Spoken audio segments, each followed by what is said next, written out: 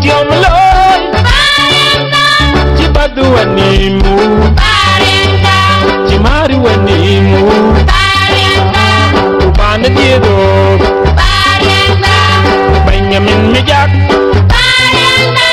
Mayigi janda kwa Michael Ja Niyar mayin Chibadu wanimu Chimari wanimu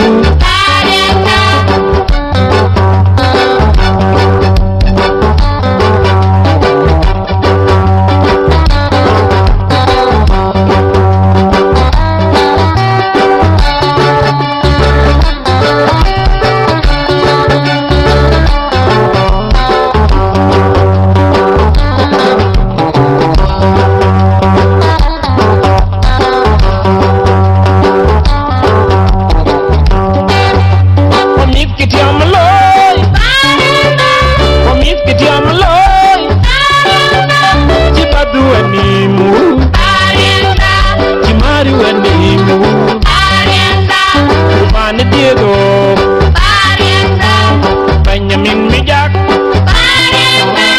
Mayigi janda kwa Michael Ja Niyar mayin Chibadu wanimu Chimari wanimu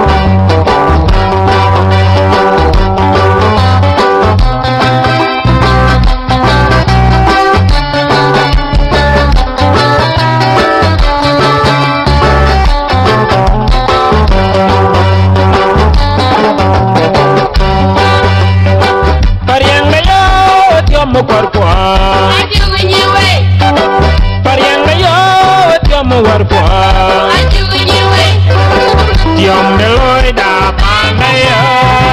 Tiom de loy da tunyewe Tiom de loy da pandaya Tiom de loy da tunyewe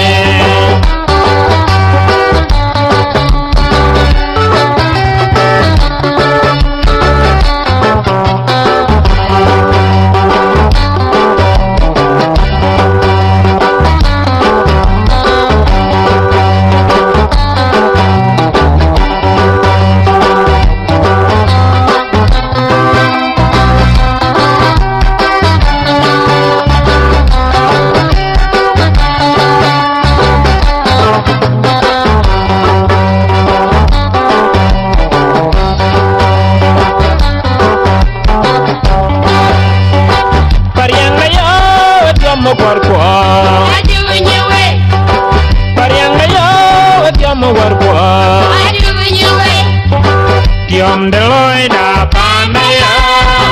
Tiom de loy da junyawe Tiom de loy da